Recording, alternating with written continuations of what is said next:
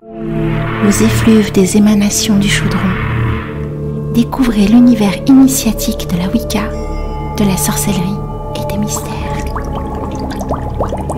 La Wicca, de la sorcellerie et ses mystères. Bienvenue dans l'écoute des murmures du chaudron.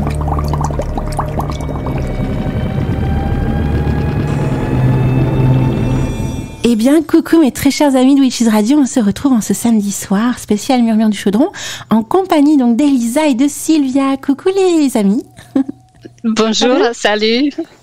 Alors, je suis super heureuse de vous avoir ce soir pour une émission spéciale autour du loup et donc de tout ce qui est en lien avec sa mythologie. Vous allez nous régaler en informations, mais aussi, je sais qu'Elisa va pas être toute seule. Il va y avoir aussi sa meilleure amie qui est sa harpe. Tu vas peut-être nous faire un petit concert, hein. Qui c'est Je suis en compagnie de ma harpe, de mon tambour aussi. Je ne veux pas abuser ni de l'un ni de l'autre. Juste un petit aperçu pour chacune de ces traditions musicales dont on va parler. D'accord. Et donc ce soir, vous allez donc nous parler donc de la mythologie du loup, en fait. Hein. Donc on va échanger avec vous et découvrir tout ce que vous savez dessus. Donc ça va être passionnant. Oui, en fait, on va se partager un petit peu le rôle. Elisa, évidemment, elle prendra en charge toute la partie musicale et elle nous parlera aussi de tout ce qui est la symbologie et les traditions du loup en dehors d'Italie. Et moi, je me concentrerai surtout sur les peuples italiques. Donc voilà, on a pensé de partager comme ça notre présentation. Et c'est Elisa qui devrait commencer, normalement. Oui. Du coup, moi, je veux commencer par la France, justement, parce que malgré nos accents exotiques, nous sommes en France.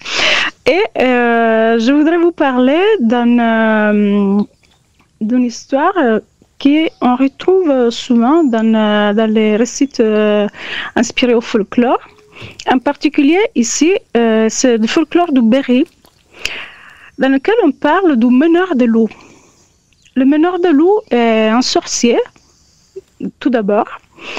Dans certains cas, il est presque un loup-garou. Dans d'autres, il est totalement homme. Mais sa particularité, effectivement, c'est celle de conduire le loup autour de lui. Il y a une meute qui le suit partout, mais ce ne sont pas des loups ordinaires. Ce sont des loups qui ont été hommes autrefois et qui pourraient le redevenir dans certaines conditions qui changent selon le récit. J'avais lu quand j'étais très jeune, quand j'étais gamine, une bande dessinée que j'ai adorée qui s'appelle Le Soleil de loup de Gonor et Quack. Si ça vous intéresse, vous pourriez aller chercher. Et de là, la curiosité vers cette figure de sorcier loup-garou m'a vraiment conquise, donc je suis allée chercher. Et il y a une chanson qui semble parler de ça, qui très vraisemblablement parle de ça. Elle est assez célèbre en fin de compte. Elle s'appelle « Je n'irai pas au bord de la fontaine, de la rivière ». Et je vais vous la chanter avec mon tambour. Comme ça, vous pourrez entendre tout le texte.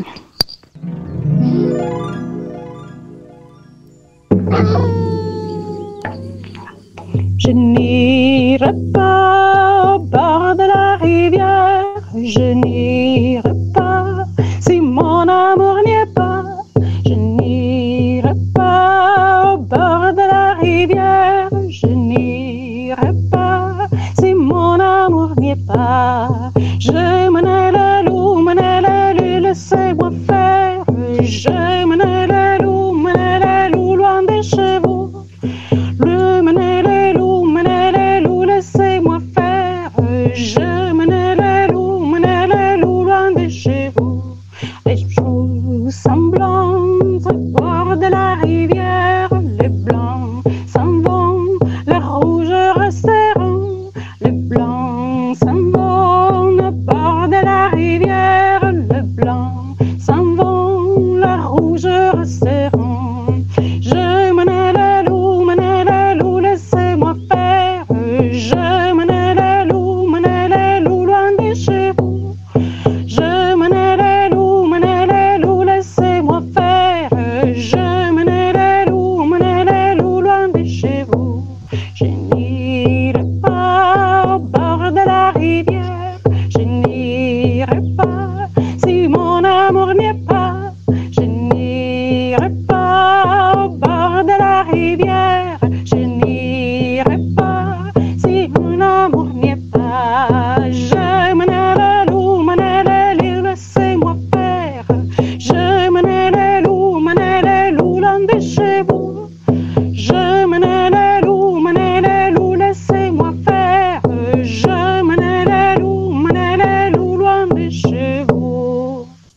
C'était magnifique. Vraiment bravo, Elisa.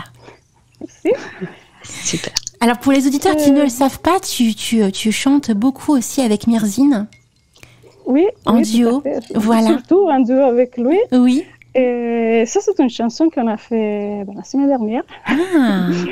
Dans notre concert Les Rituels du Loup.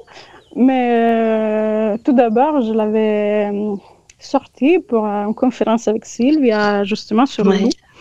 Donc, voilà, on a souvent des sujets qui s'entrecroisent. Et le texte est assez mystérieux, c'est pour ça que ça m'a aussi attirée. Et les rouges, les blancs s'en vont et les rouges resteront.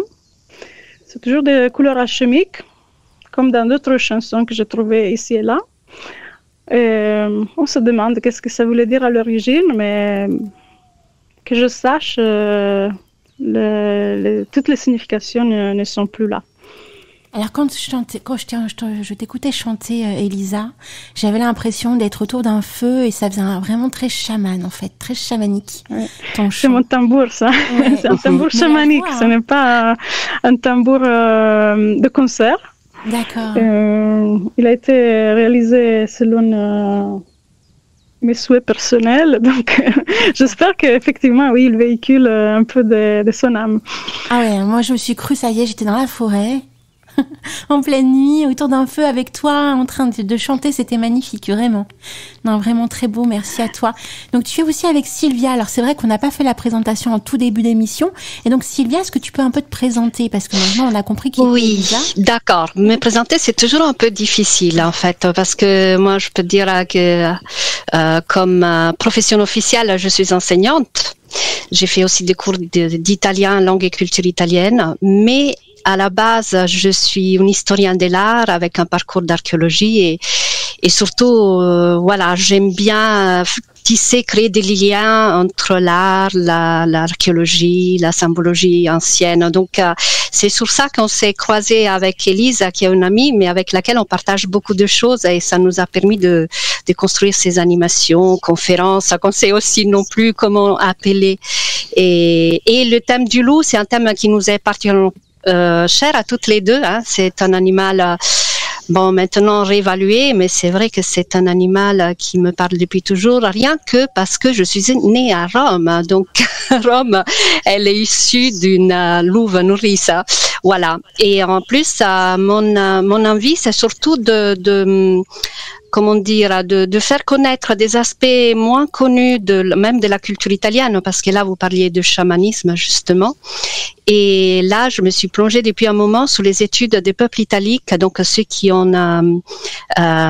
étaient présents bien avant la domination de Rome et de tous leurs rituels, leurs religions, leurs mythes et mythologies. Et il y en a beaucoup qui sont autour du loup, justement. Voilà, donc c'est là qu'on a tissé un peu notre animation. Donc, je ne sais pas si Elisa a encore des choses à dire, sinon je pourrais... Non, je t'invite à poursuivre. Donc, je peux parler, justement, parce qu'on a parlé du loup, de la louve, je viens de vous dire. Donc, eh bien là, j'aimerais bien vous parler aussi de l'image de la déesse louve, parce que c'est quelque chose qui est très présente, par exemple, dans la religiosité ancienne, dans la religion des peuples comme les Sabins, les Osques et d'autres peuples qui ont précédé la domination de Rome dans l'Italie centrale. Et en particulier à quelques-unes des aspects de cette déesse qui est quand même présente dans toutes les civilisations. Et en particulier, je voulais parler de Féronia, qui est une déesse à laquelle étaient dédiés aussi des bois sacrés, qui existent encore. Il y a encore des lieux qui étaient retrouvés à côté de Rome, comme il Lucus Feroniae. Et pourquoi Féronia? Parce que Féronia, en fait, c'est très fortement lié à l'idée de férocité. Et Féronia a donné aussi l'origine au mot fier en italien, que c'est la fauve, mais on l'a aussi dans les mots ferox, férocité. Et c'était une déesse qui était liée à une divinité fortement liée au loup, c'est-à-dire Soranus. Donc, souvent, on la présente comme une déesse louve. Et en tant que telle, une déesse qui protégeait la nature, qui empêchait les constructions. Par exemple, on n'a jamais eu des temples bâtis de cette divinité et qui représentait tous les côtés sauvages, indomptes de la nature. Mais en même temps, elle avait aussi l'aspect de la déesse louve nourricière. Hein, donc, elle était aussi la déesse qui était liée à la fertilité. Donc, disons, à la fertilité du début du printemps. Et c'est intéressant parce que le printemps est lié aussi à Mars, qui est un dieu qui est toujours représenté en forme de loup. Donc, à part Féronia, on a d'autres déesses dans la même période, parce qu'on parle à partir de 3000 ans avant Jésus jusqu'à l'arrivée de Rome, donc à 7e siècle avant Jésus. Il y a une autre déesse qui s'appelait Fauna, et qui fait penser justement la faune, hein, qui était la parèdre de Faunus, qui est le faune, et qui dans le monde latin s'appelait Faunus lupercus, donc là aussi lié à l'image du loup.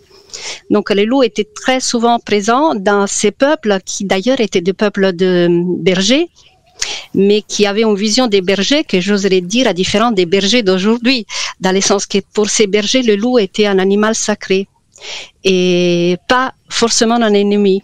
Donc c'est ça qui est très intéressant quand je pense c'était une civilisation qui était encore à connecter avec la nature et le respect de la nature sauvage.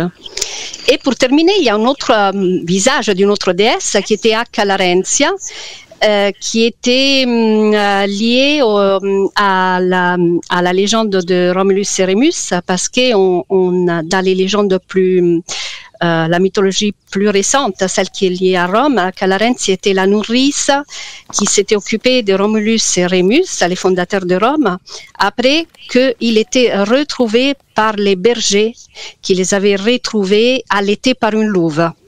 Sauf que ce mythe de cette femme de berger, qui s'appelait Acca Larentia, en même temps, c'est le nom d'une ancienne déesse qui précédait donc toute la paramythologique romaine, et que cette déesse était considérée une déesse louve, et qui en tant que telle avait des prêtresses qui s'habillaient avec des peaux de louve et qui hurlaient pour appeler les fidèles, et hurler pour les attirer, même parce que c'était des prêtresses qui pratiquaient celle qui s'appelle la hiérodulie, donc la prostitution sacrée. Donc, d'ailleurs, les bordels de la Rome ancienne, ils s'appelaient lupanares, parce que ça venait justement du nom de ces anciennes prêtresses qui prenaient l'attitude des louves. Voilà, donc ça c'est vraiment pour faire une sorte de parcours très rapide sur cette image de la déesse liée à la louve, liée à la férocité, liée à la nature sauvage et à la nature nourricière en même temps, donc à deux aspects qui après étaient un peu, comment dire, brisés en deux et qui ont disons, une vision qui est tellement différente de ce qu'on a eu dans les années à venir. En fait, pendant le christianisme, par exemple, on sait qu'on a brûlé la plupart de ces bois qui étaient sacrés à Féronia. Et il y a eu vraiment une volonté de détruire tout ce qui était lié à cette divinité, qui était difficile à accepter dans un monde patriarcal et dans un monde où tout ce qui était sauvage devenait automatiquement le mal. Voilà. Et Sylvia, est-ce que dans tes recherches, tu as aussi poussé au niveau de la mythologie scandinave ou pas du tout? Oui, parce qu'il y a beaucoup de choses qu'on retrouve dans le peuple italique, qu'on retrouve aussi dans la mythologie scandinave. Disons que dans notre présentation, j'ai laissé à Elise tous les côtés liés au monde scandinave pour pouvoir parler. Mais évidemment, il y en a beaucoup. Je vais laisser ça pour la fin. Ah, d'accord. Je suis trop en avance. Parce que c'est très intéressant de voir comment le monde ancien est strictement lié, beaucoup plus de ce qu'on imagine et qu'on voit maintenant, pourquoi on a parfois une passion pour les peuples celtes ou pour les peuples scandinaves, mais on oublie d'autres populations. Nous, en fait, avec ça, on a voulu montrer qu'il y avait des principes, si tu veux, même archétypales, qu'on retrouvait un peu dans tout notre univers indo-européenne, et puis dans les cas de l'Italie comme de la Grèce aussi, la base de la Méditerranée, donc des peuples autochtones avant l'arrivée de ces peuples qui sont arrivés du nord-est. Voilà. D'accord. Ah bah, ça promet d'être magique, hein. Ah oui. Vous m'avez concocté une émission de folie, les filles. Franchement, j'ai hâte d'entendre on est la folle, suite. donc. Je vous fais même rire avec dans l'art. Jolie folie, en tout cas, jolie folie. Donc, Il y a une chose que Sylvia a dit que je tiens à souligner. La société patriarcale qui n'est pas arrivée avec le christianisme, bien sûr, mais bien qui sûr. était Rome, profondément enfoncée dans le monde entier à cause du christianisme, qui voit comme menaçant tout ce qui est sauvage. Nous ne sommes pas encore libérés de ça, on est bien loin d'être libres de ça. Absolument. Et nous, les femmes sauvages, nous nous battons vraiment tous les jours contre cette haine du sauvage. Parce qu'il y a encore une peur et donc une haine de tout ce qui échappe au contrôle humain, qui est quelque chose de vraiment d'effroyable. Oui, pour moi, c'est tellement évident. Par exemple, cette haine qu'on a à nouveau, cette disparition du loup comme animal et cette haine, cette peur ancestrale presque de cette arrivée à nouveau du loup en France. Je lis parfois des choses qui me touchent parce qu'ils vont au-delà des intérêts qu'ils peuvent avoir les bergers par rapport à la présence du loup. Mais selon moi, ça touche des cordes beaucoup plus profondes. C'est vraiment la peur du sauvage. Oui. En effet, on va expliquer un peu pourquoi cette peur du sauvage. Et c'est effectivement la partie que je vais brièvement dire par rapport à la mythologie scandinave. Et par rapport au christianisme, parce que justement Sylvia a soulevé aussi ce sujet, effectivement, c'est dans le christianisme que le loup devient un symbole de l'ennemi. On a l'agneau mystique, le Christ agneau mystique, donc le loup qui se nourrit de l'agneau doit forcément être l'incarnation du diable. Et il restera tel jusqu'à nos jours, parce qu'on est encore dans un imaginaire collectif fortement tenté de christianisme, de dichotomie entre le bien et le mal. Oui. Alors que le loup, comme tous les animaux, il est ni bon ni méchant. C'est un carnivore, il est né comme ça, il a été créé comme ça par la nature. L'archétype du loup est beaucoup plus complexe, comme on a vu déjà par l'intervention de Sylvia. Et on n'aura pas le temps de dire, mais c'est aussi l'animal psychopompe, celui qui accompagne les âmes vers l'au-delà. Oui, ouais. On a ça dans la mythologie étrusque, dans la mythologie aussi d'autres pays. Même en Orient, dans le Moyen-Orient, le loup est l'animal qui accompagne le mort dans une traversée sûre et sans danger pour arriver soit dans les Champs-Élysées plutôt que dans d'autres au-delà, selon la mythologie dans laquelle nous nous trouvons. Donc, c'était un protecteur. Mais voilà, tout ça disparaît avec le Moyen-Âge. Et dans le Moyen-Âge, c'est inutile d'énumérer tous les exemples de loups représentés comme le méchant de la situation dans les contes de fées plutôt que dans d'autres contextes. J'ai choisi une chanson qui, justement, a trois animaux qui sont généralement associés au diable.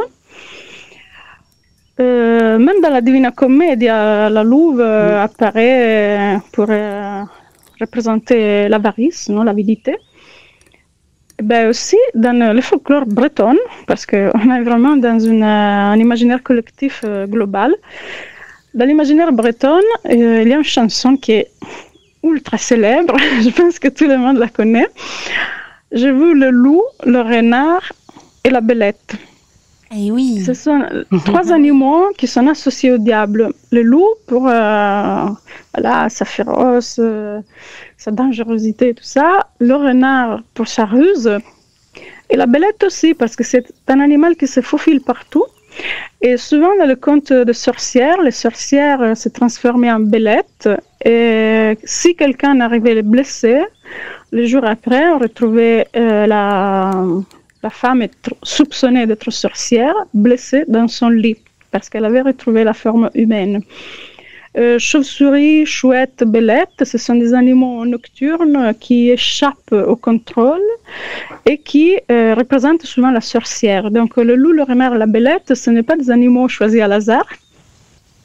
Et cette chanson qui est désormais devenue le grand tube de Fest-Noz plutôt que des festivals de culture bretonne, j'ai découvert est en effet un chant magique. J'avais assisté à, j'avais visité une exposition sur la magie en Bretagne organisée par Dominique Camus, qui est un écrivain assez célèbre pour ce sujet. Très connu de par chez nous également, hein, chez Witches Radio également. Oui. Et donc, cette exposition avait un panneau qui parlait de décomptage. Le décomptage est une pratique magique qui consiste à diminuer progressivement, avec des gestes évidemment magiques pour diminuer la valeur du mal qu'on veut enlever. Et chaque fois qu'on réduit de 1 le nombre initial, on enlève, comme on peut dire, une couche de ce mal jusqu'à arriver au 0. Donc la chanson, vous vous en souviendrez peut-être, fait « C'est dans 10 ans je m'en irai, j'entends le loup et le renard chanter ». Et après on continuera « C'est dans 9 ans je m'en irai, j'entends le loup et le renard chanter, j'entends le loup, le renard, le lièvre, j'entends le loup, le renard, le lièvre ». Là j'ai choisi une version plus ancienne, il y a le lièvre au lieu de la belette. Le lièvre est souvent un symbole de luxure. C'est aussi un animal lié à une déesse lunaire, mais bon, ça nous amènerait trop loin. Après, on continue. C'est dans 8 ans, je m'en irai, j'entends le loup, le renard chanter. C'est dans 8 ans, je m'en irai, j'entends le loup et le renard chanter. Donc, à la fin, ces animaux vont chanter jusqu'au 0 et la personne qui a demandé l'aide de la sorcière pour être libérée de son mal se retrouvera libérée. Vous pourrez essayer, c'est très simple. Peut-être que ça fonctionnera même sans connaître les gestes qui vont avec la chanson. C'est un peu comme le abracadabra, quoi. Tu vois, Oui, c'est vrai, oui. On enlève chaque fois une lettre jusqu'à arriver à la A. Ouais. Witches Radio réveillera la sorcière qui est en toi. Witches Radio. Aux effluves des émanations du chaudron, découvrez l'univers initiatique de la Wicca, de la sorcellerie et des mystères. La Wicca de la sorcellerie et ses mystères. Bienvenue dans l'écoute des murmures du chaudron.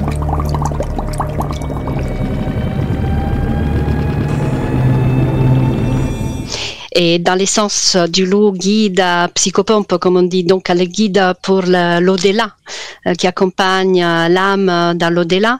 Et donc, c'est un de ces deux aspects, en fait. Je ne parlais pas, parce qu'il y a tellement de sujets tout à l'heure. Et en fait, le problème, le loup, il perturbe aujourd'hui parce qu'on a enlevé cette valeur double qu'il avait dans le passé. C'est-à-dire, le loup représentait la lumière, mais représentait les ténèbres aussi chez les peuples anciens, où il y avait encore cette idée pas du dualisme et surtout d'une cyclicité, parce que les loups représentent la lumière, mais aussi la mort. Donc, le cycle vie-mort-vie, quelque part.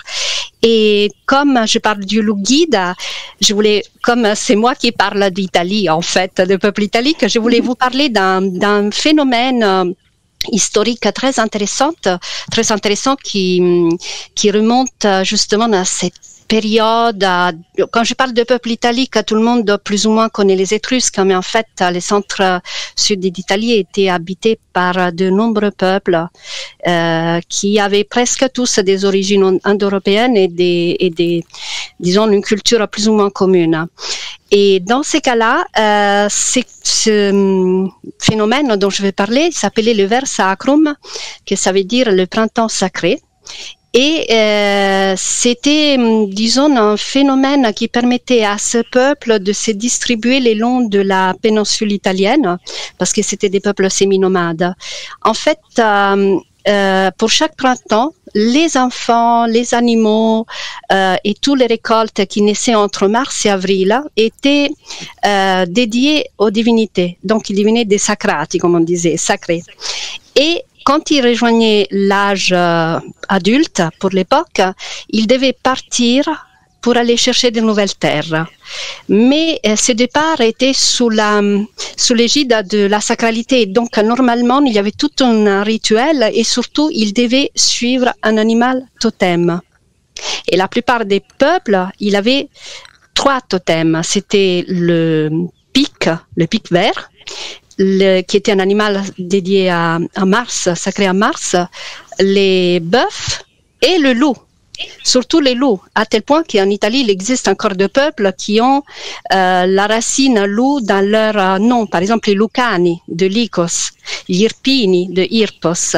Donc, il y avait beaucoup de ces peuples qui suivaient les jeunes nés en mars et avril, partaient de leur village d'origine en suivant un animal, un loup qui apparaissait. Donc, ils suivaient vraiment les loups jusqu'à ce que les loups s'arrêtaient. Et là, ils sentaient que c'était les lieux où ils pouvaient s'arrêter. Et ce qui était intéressant, c'est que dans leur voyage, ils devaient devenir comme des loups.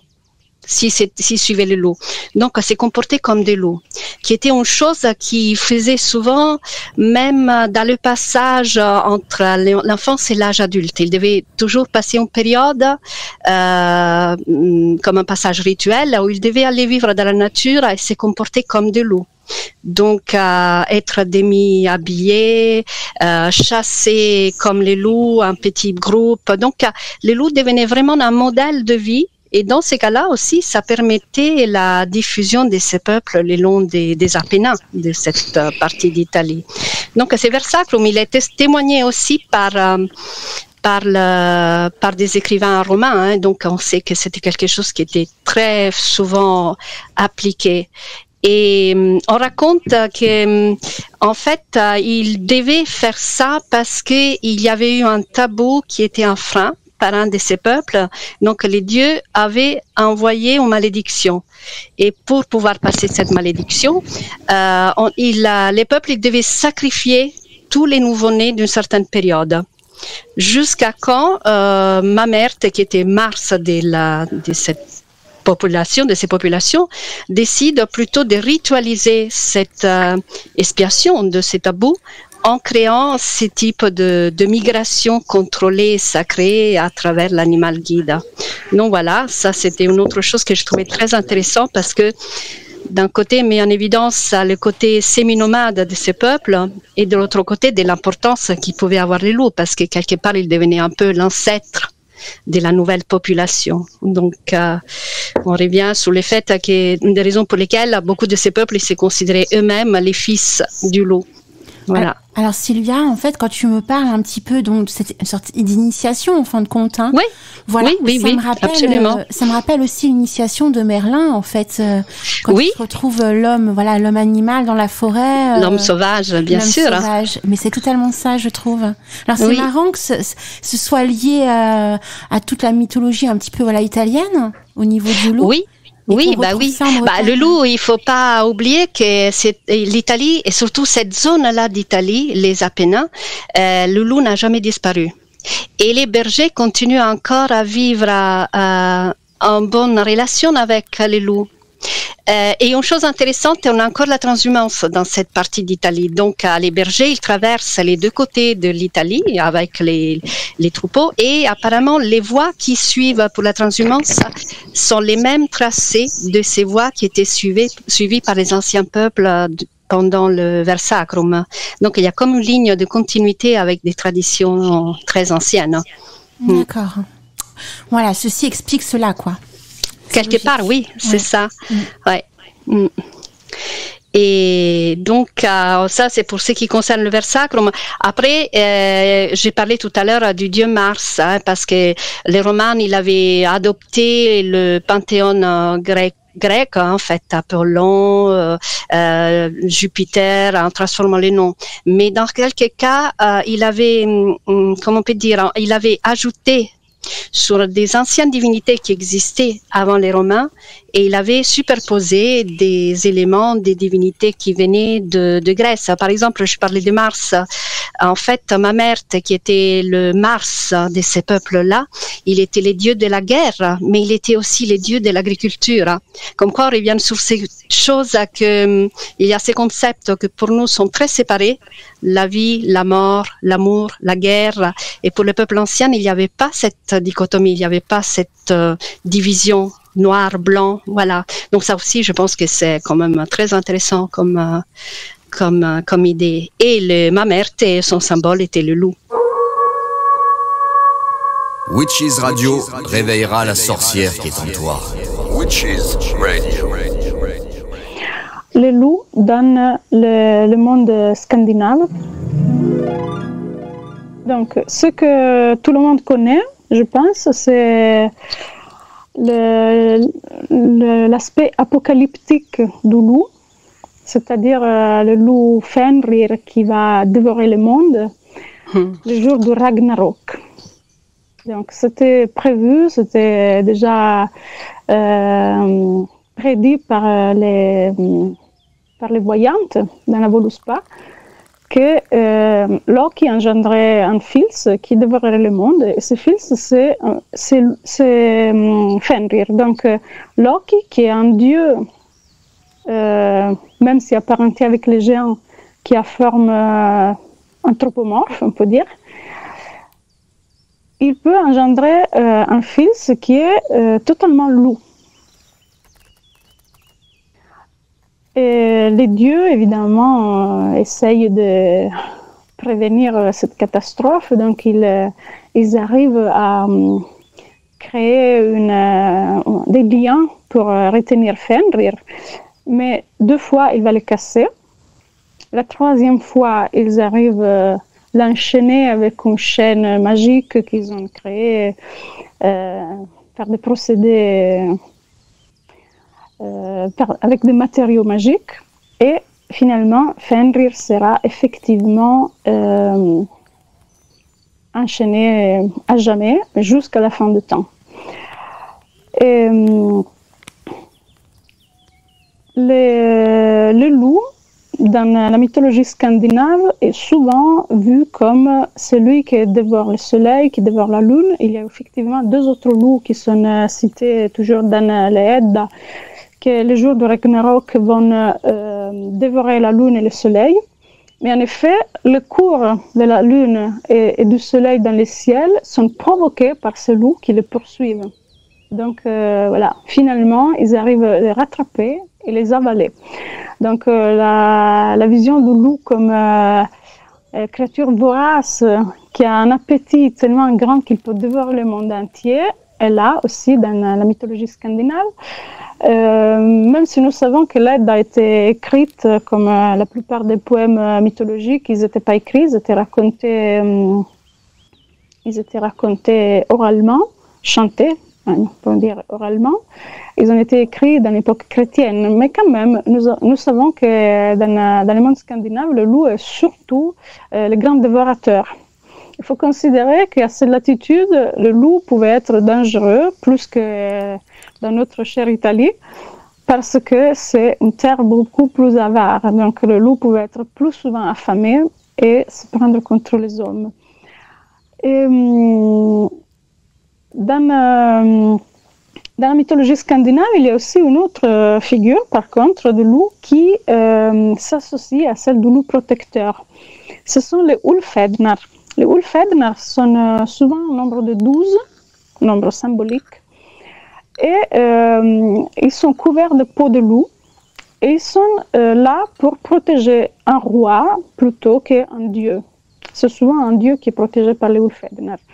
Dans la saga de Volsung, on a un passage plus large que dans d'autres parties de l'Edda, dans lequel on parle effectivement de Volund lui-même, qui fait partie de la famille de saga de Volsung, et son fils, qui sont en fuite dans la forêt. Donc un peu comme dans les vers sacrum dont a parlé Sylvia, ils doivent vivre un peu comme des fauves. Et il se réfugie dans une cabane, et dans cette cabane, il trouve des peaux de loup accrochées à des crochets sur la paroi. Et par curiosité, il décide de les porter. Donc il les en met, il met le capuche sur la tête, et voilà qu'ils sont devenus des loups. Ça, c'est effectivement un des recettes mythologiques qui sont à la base de la mythologie du loup-garou, dont Sylvia va vous parler. Donc je vais juste rajouter que les origines de la lycanthropie, on les voit dans cette saga scandinave et aussi dans les Balkans, dans le monde slave. Mais en particulier, là, ces deux hommes, ces deux héros deviennent des loups. Ils vivent comme des loups, ils mangent comme des loups, ils se partagent leur chasse comme des loups, jusqu'au moment où ils risquent de s'entretuer pour une dispute justement sur une proie. Et tout d'un coup, ils se souviennent qu'ils sont des hommes, qu'ils ne peuvent pas se tuer père et fils seulement parce qu'ils ont des peaux de loup sur leur corps. Alors, nous savons très bien dans la nature que les loups ne s'entretuent pas. Dans une meute, il y a une hiérarchie très précise. Donc voilà, ça c'est la vision de l'homme qui n'est pas tout à fait correcte du loup. Mais bon, gardons cet archétype du loup. Et donc, ils enlèvent le peau et ils redeviennent hommes. La peau d'animal est quelque chose qu'on trouve dans toutes les mythologies. On a aussi, toujours dans la Scandinavie, les berserkers, qui sont des hommes qui portent des chemises d'ours, si on veut traduire mot à mot la parole berserk. Mais ce qui les caractérise, c'est la fureur qui accompagne le port de ce vêtement d'animal. Donc, la furie qui est exploitée pour être plus courageux dans les batailles, dans les guerres, c'est aussi quelque chose dont Sylvia nous a parlé. Elle nous a parlé du dieu Mars, non, il est au loup. Et en Scandinavie, c'est pareil. L'animal le plus féroce, ça peut être aussi le meilleur allié contre ses ennemis. Donc, que ce soit l'ours ou le loup, les berserk ou les ulfednar, les animaux féroces peuvent prêter leur force. Donc ça, c'est purement à la base de ce qui est le principe chamanique d'intégrer l'essence de l'animal en mangeant la viande ou en buvant son sang, ou plutôt en portant sa peau. Donc en se mettant dans la peau de l'animal, effectivement. Et je conclus avec une chanson qui est une berceuse qui menace le loup pour qu'il reste loin des enfants de la femme qui chante. Ça s'appelle Vargsägen, c'est-à-dire la chanson du loup. Et on la retrouve, si vous aimez la littérature pour enfants, dans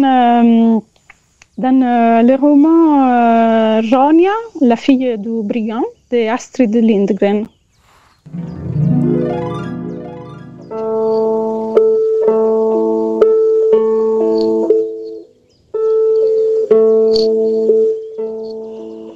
Vargen gula i nattens skog, han vill men kan inte sova. Vinden driver i varje buk och det kan inte sova. Du var kom inte in, unga min far du aldrig. Du var kom inte hit, ungen min far du aldrig.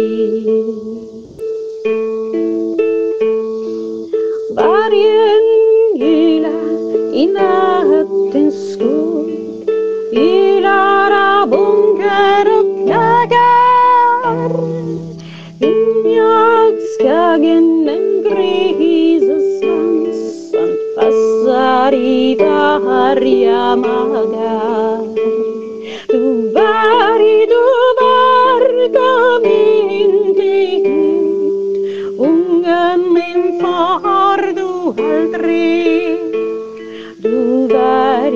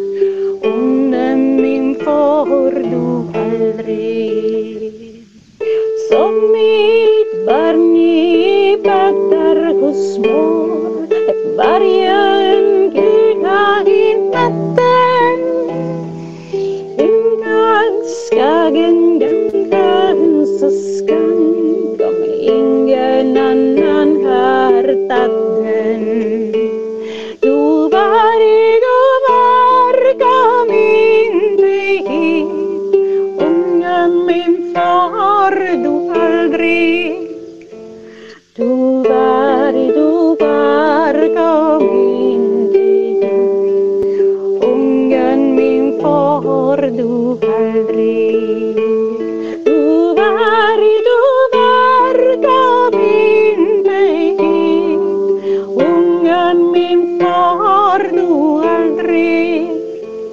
Du var gav inte gift. Ungen min far du aldrig. C'était magnifique. Merci beaucoup. Merci. Bien.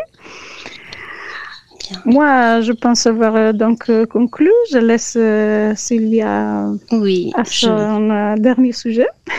Oui, qui va se lier très bien avec ce que tu viens de dire.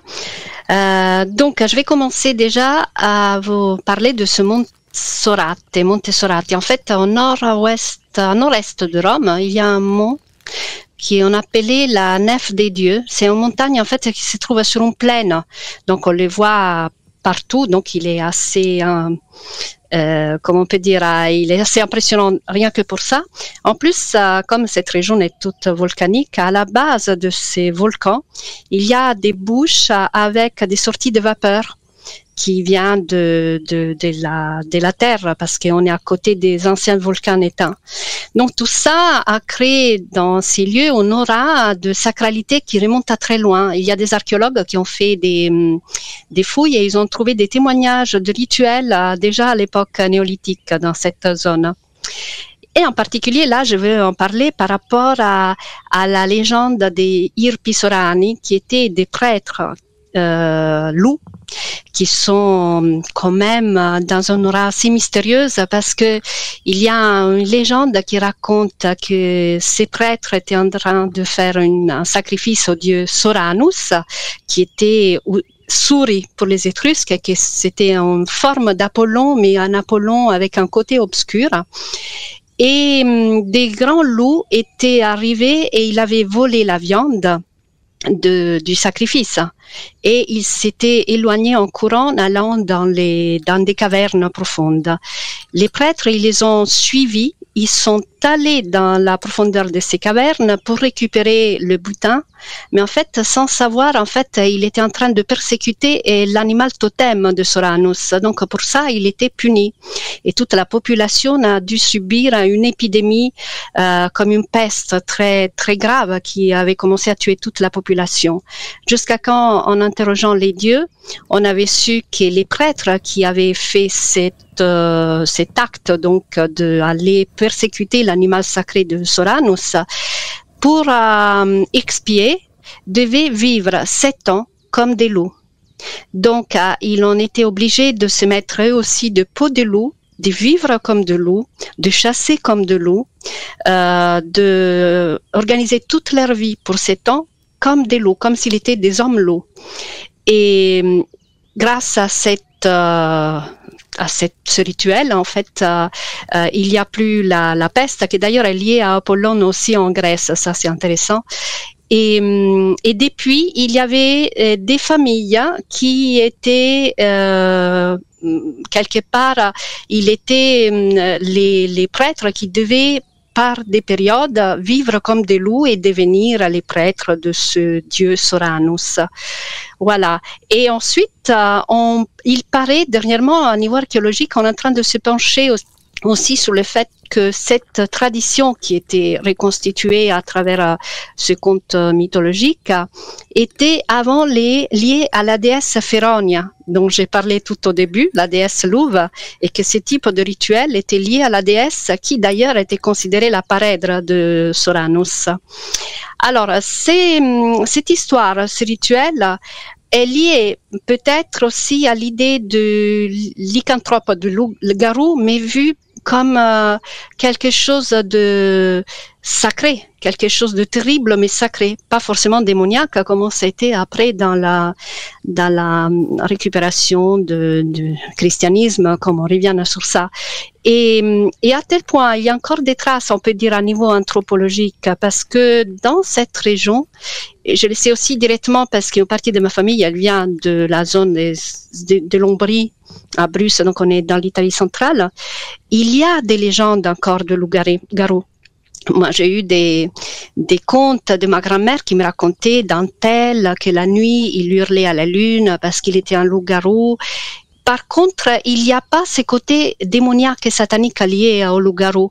Il est vu comme un pauvre gars qui a une sorte de malédiction. Comme quoi, il y a des périodes où il se transforme en loup-garou et les gens acceptent quelque part cette identité particulière. Et selon des chercheurs, il y a quand même un lien très subtil, très fin, qui lie cette sacralité du loup, de vivre comme le loup, de devenir loup en honneur des dieux, avec la transformation du loup-garou présent encore dans cette région. Donc, on revient là encore, comme elle disait Lisa, sur cette idée très ancrée dans les peuples anciens de l'identité animale de l'être humain qui se reconnaît et qui devient animal à lui-même et dont il prend les côtés de la puissance ou de l'abondance, ça dépend de l'animal auquel on s'associe. Et en particulier, c'est intéressant que le loup est parmi ceux qui sont les plus présents. Voilà. Et puis, comme on avait dit, en fait, avec le christianisme, ce bagage sacré devient plus un fardeau et tout ce qui est divin, en fait, devient mauvais. Et la nature sauvage aussi devient quelque chose à contrôler. Et tout ce qui était cette ambivalence présente dans cette image, malheureusement, elle est perdue. Et actuellement, on cherche de se relier à tout ça. Voilà. Alors j'ai une question pour vous deux en fait. Est-ce qu'en fin de compte, parce que j'ai lu en fait que le loup hurlait au moment de la pleine lune pour rendre hommage à la lune. Est-ce que vous pensez que ça peut avoir une logique ou pas du tout? C'est intéressant. Pourquoi lié avec la lune comme animal quelque part lunaire, animal de la nuit? Oui, sûrement, il y a un très fort lien entre le loup et la nuit. En particulier, Sylvia aussi a parlé d'Apollon. Oui. Et on sait qu'on a une longue tradition pré-romaine d'un Apollon loup. Et Apollon était le frère jumeau d'Artémis, donc la déesse de la lune. Déjà, ça, c'est quand même un lien assez fort. Ah oui, donc il peut y avoir une corrélation en fait, énorme au niveau mythologique, c'est clair. Oui. Et puis, la lune, c'est la nuit. On voit aussi le loup comme animal psychopompe. Donc, c'est lui qui introduit dans l'au-delà des ténèbres. Donc, il peut y avoir aussi, la lune, quelque part, c'est la reine de la nuit. Même si c'est le moment où la nuit est plus lumineuse. Mais en fait, c'est aussi le moment où la nuit est plus inquiétante aussi, quelque part. Alors j'ai également lu autre chose, vous pourrez me dire si pour vous ça semble logique ou pas. Oui. C'est dans le livre donc d'Héloïse Mozzani, je ne sais pas si vous connaissez Mythes et superstitions. Ils expliquent page 1009 en fait que le loup en fin de compte au niveau de son cerveau grossit ou se réduit en fonction des phases de la lune. Est-ce que ça pourrait avoir... C'est intéressant. Oui. On m'avait raconté que ça arrive aussi à toutes les personnes. Et donc, qu'il ne faudrait pas sortir dans les nuits de pleine lune. C'est bien pour ça qu'on le fait d'ailleurs. Oui. J'ai toujours entendu dire qu'il ne faut pas sortir avec la pleine lune la tête découverte parce que le cerveau est en ébullition. Mais c'est vrai que si la lune peut provoquer les marées, ici en Bretagne, nous connaissons très bien le phénomène.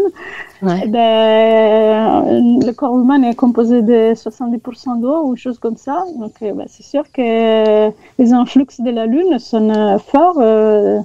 Mais d'ailleurs, pour la santé aussi, pour tout ce qui est médecine alternative, il y a des périodes plus propices que d'autres pour faire, par exemple, des cures depuratives plutôt que de manger certains aliments ou de subir des opérations.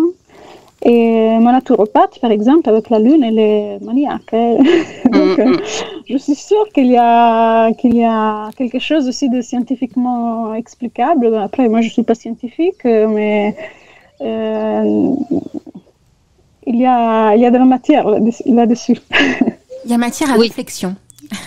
Oui, même parce que la lune, ça correspond à un passage. Les cycles lunaires, en plus, quand il y a la pleine lune, c'est la fin d'une période et le début d'un nouveau, de la lune décroissante. Donc, ça peut aussi être lié au passage, l'idée du loup comme guide qui passe d'un monde à l'autre.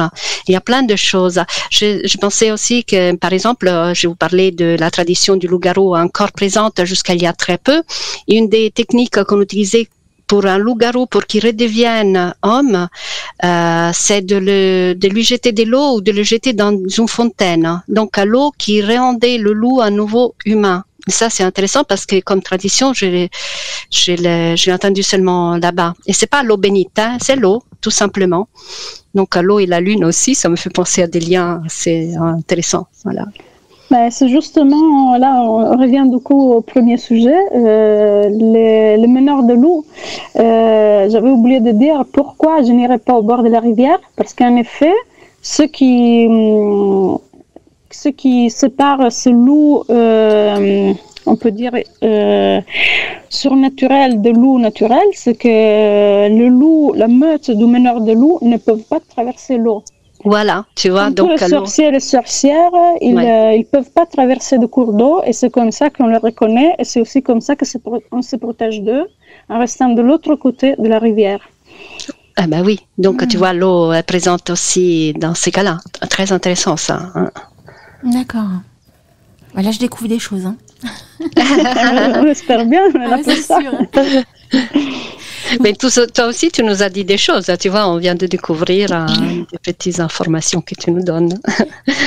C'est ça, c'est grâce à un livre qui s'appelle donc Mythologie et superstition d'Héloïse Mozzani. Je ne sais pas si vous connaissez cette auteure, mais c'est un énorme livre qui fait plus de 1000 pages où il existe plein de superstitions en France, mais dans l'Europe entière en fait, autour de plein de sujets, notamment le loup.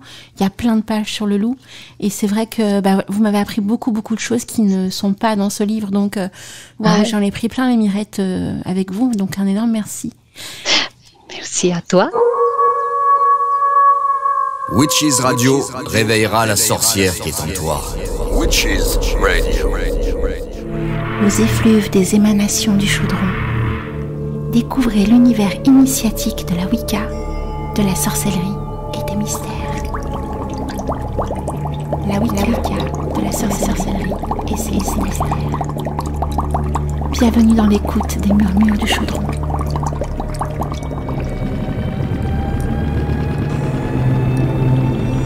Alors, vous avez peut-être des petites choses complémentaires à nous apporter. Par exemple, je ne sais pas ce que vous ressentez par rapport à votre vision du loup personnel dans votre cheminement, peut-être, qui est à part.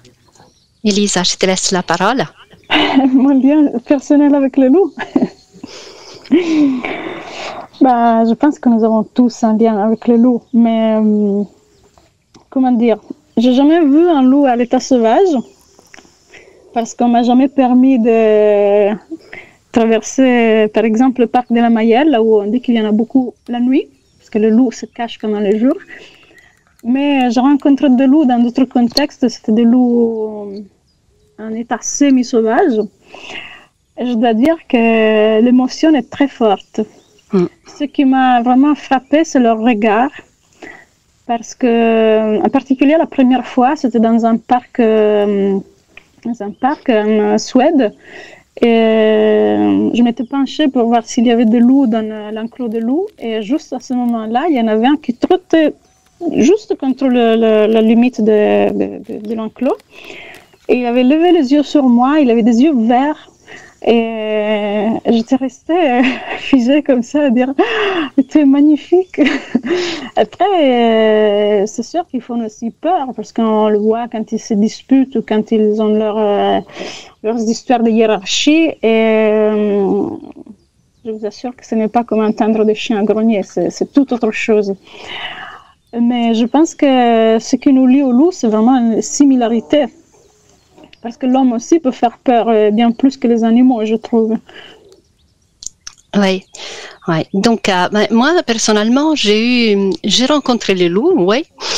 Alors, une première fois dans une situation pas très agréable, heureusement, ça se fait plus. Avant, au Capitole, à Rome, on avait mis un loup dans une cage comme symbole, justement, de Rome, et mon père m'avait amené voir cette louve, et ça m'avait fait plus de la peine que de l'enthousiasme la voir dans la cage.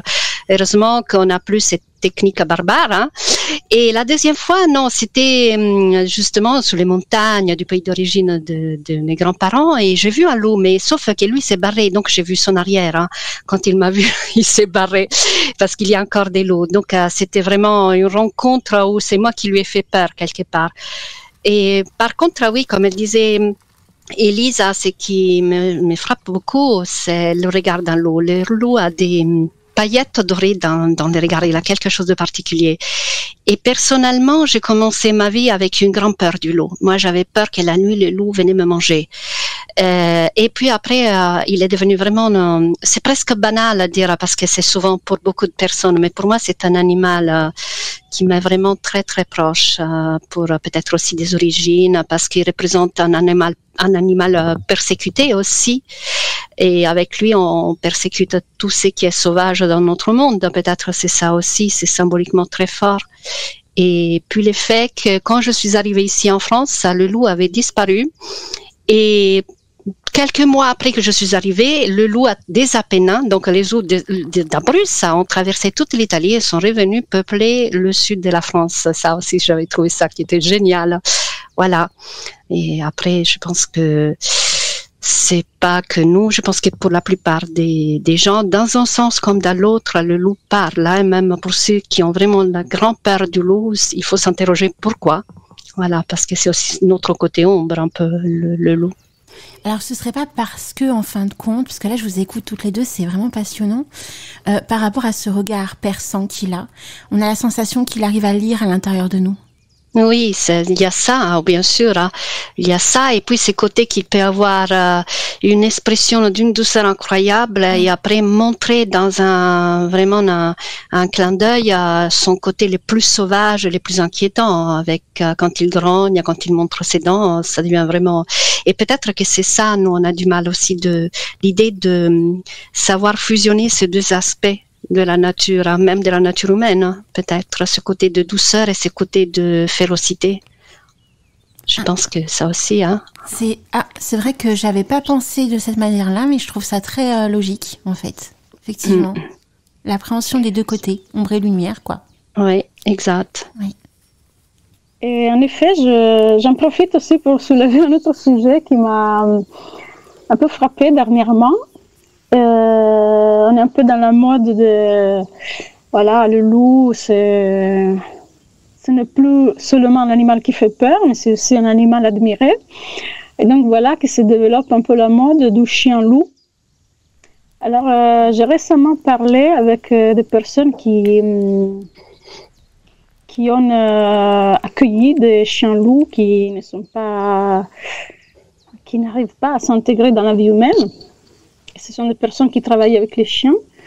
En particulier, c'est la ferme nordique à Tampon, que Sylvia aussi doit connaître.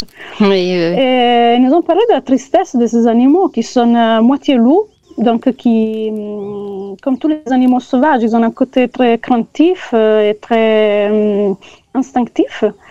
Et les personnes qui les élèvent, qui les achètent, qui veulent surtout avoir un status symbole, non? J'ai un loup à la laisse, alors je suis un mec vraiment très...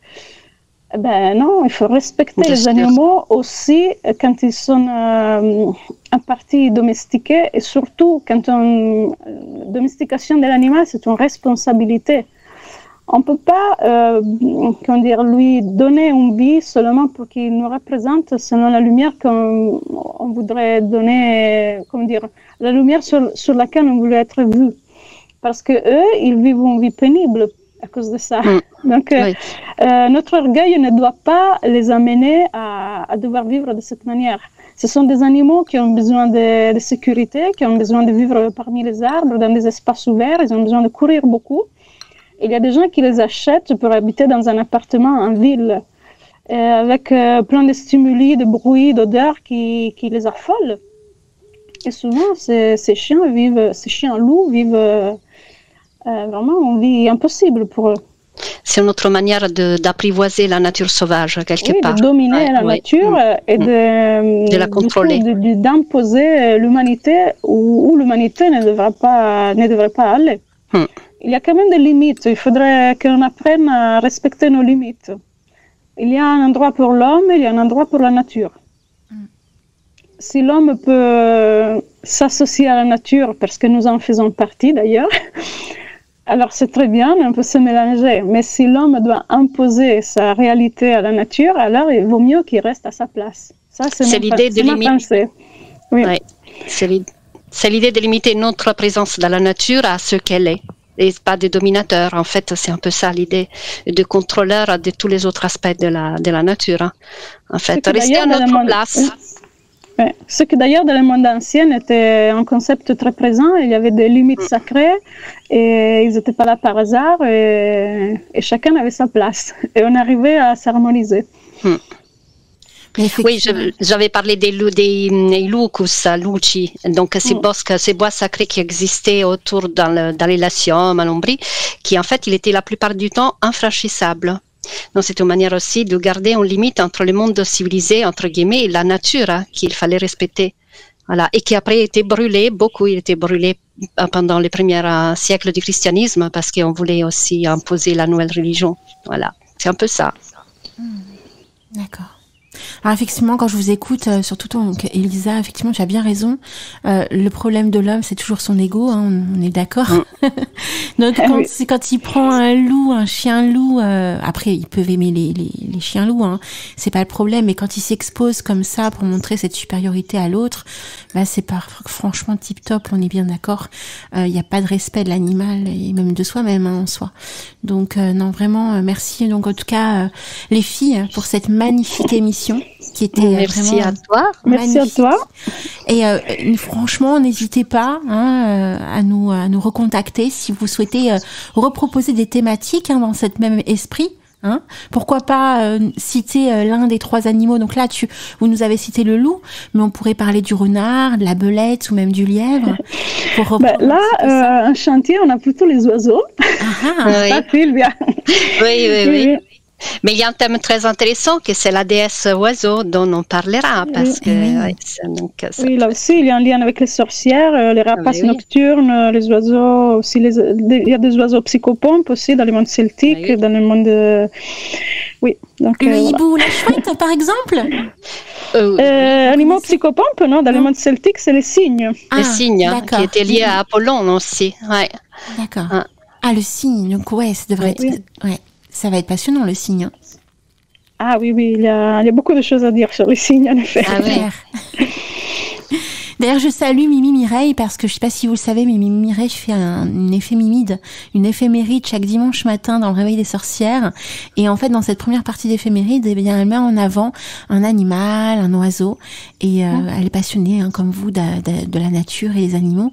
Et on découvre aussi plein de belles choses. Elle avait fait justement une thématique sur le cygne. Donc, si vous voulez vraiment parler du cygne, moi, il n'y a pas de problème. Hein, c'est quand vous voulez. Ok, bien. Volontiers. Avec plaisir. Je sais que vous faites des sessions ensemble. Est-ce qu'on peut vous retrouver dans des ateliers particuliers, quelque part? Comment vous contacter? Il faut venir en Brocéliande pour l'instant. On avait pensé aussi de faire des vidéos. Oui. Pour l'instant, on n'est pas très au point au niveau technique parce qu'il faudrait une 3e personne qui s'occupe de nous filmer pendant ça. Pour l'instant, on les fait en présentiel, mais c'était une idée de faire des vidéos pour pouvoir après les mettre sur une plateforme ou dans nos sites pour pouvoir accéder. Mais c'est à venir encore. Par contre, pour l'instant, nous avons quand même chacune un blog dans lequel nous abordons aussi ce sujet. Oui. Et donc, ce qu'on peut proposer en ligne, c'est ça. Mais c'est vrai que oui, nos conférences, il faut venir en Brocéliande, mais pourquoi pas? C'est un endroit magique, donc jamais... Brocéliande mis à l'honneur ce soir, les amis. Vous avez 2 enchanteuses avec nous ce soir, vraiment merveilleux. Est-ce que vous pourriez me donner le lien de vos blogs? Oui, bien sûr. On va te le donner... verbalement, on va te les dire? Oui. Ok. Alors, donc, le mien, c'est pas difficile. C'est Sylvia minuscule et avec un I, pas Y, SILVIA, point, Vanot, c'est mon nom de famille, donc VANNOZI,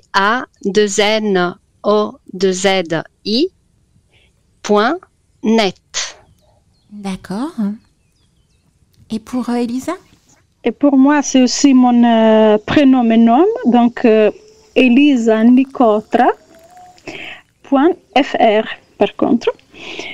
Et voilà, ça c'est mon site. Et il y a mon blog qui est en cours de construction, mais il y a déjà quelques articles justement sur les loups et les oiseaux. Et il reste à venir.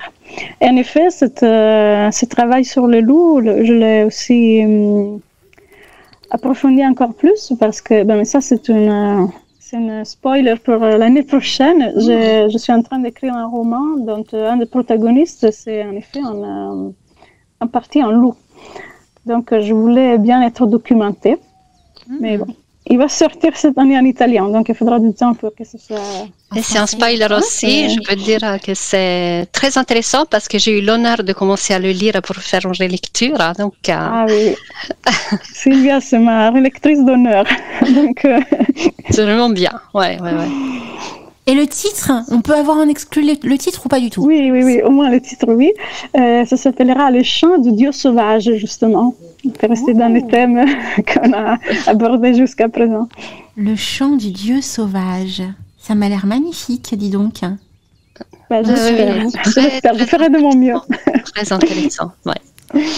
Très beau. En tout cas, il ne faudra pas hésiter quand il sortira de nous contacter. On se fera un grand plaisir de le mettre en avant et d'en parler sur Witches Radio. Ah oui, volontiers, merci. D'accord. Parce qu'on a très certainement des Italiens aussi qui nous écoutent sur Witches Radio. Oui, c'est vrai. Voilà. J'en connais plusieurs. En plus, voilà. Génial. Un énorme merci à toutes les deux pour cette merveilleuse émission. Et merci à toi, Lina. Merci beaucoup. Oui, merci vraiment. Et pour nous avoir dédié autant de temps, parce que c'est bien de pouvoir s'exprimer avec tout le temps qu'il faut. Oui. Donc, merci encore. À très bientôt.